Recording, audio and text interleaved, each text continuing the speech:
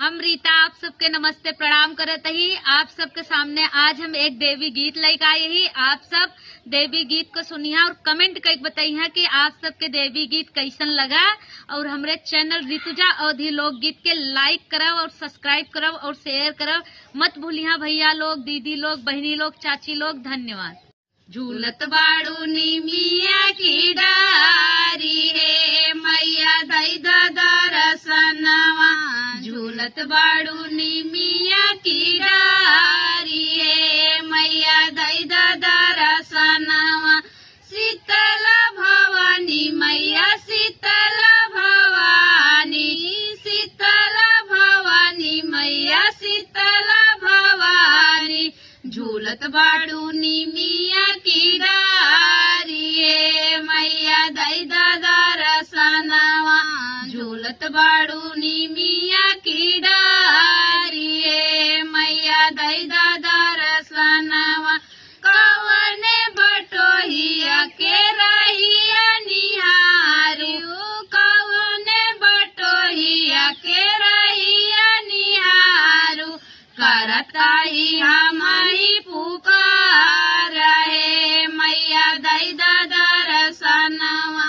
करताई हमही पुकार है मैया दई दरसनवा। झूलत बाड़ू निमिया की डारी है मैया दई दरसनवा।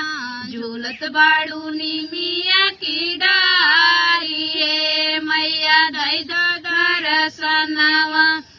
अड़हुल के फुलवा मैया हरवा बनवली, अड़हुल के फुलवा मैया हरवा बनवली।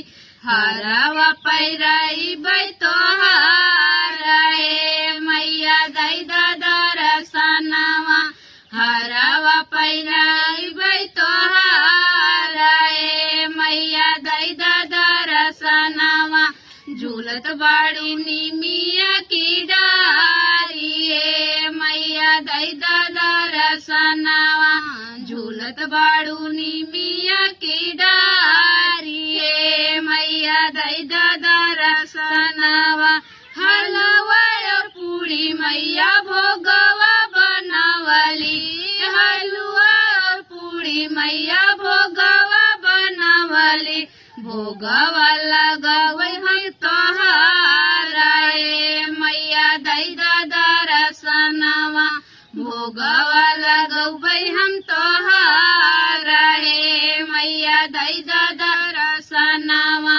झूलत बाड़ू निमिया की डारी है मैया दई दरसनवा।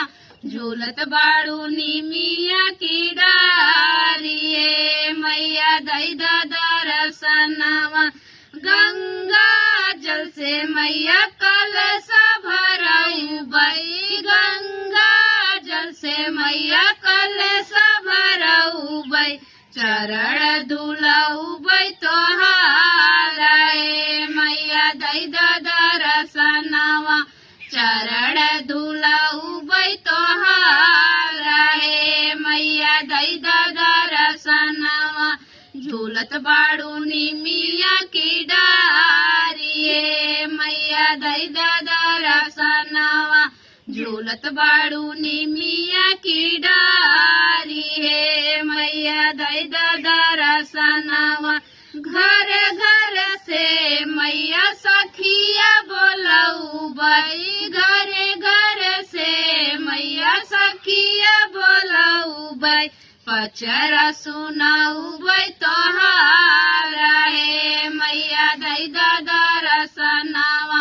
पचरा सुनाऊ बई तोहार है मैया दई दरसनवा। करत गई दिन रात पुकार है मैया दई दरसनवा। करत आई दिन रात पुकार है मैया दई दरसनवा। झूलत बाड़ू निमिया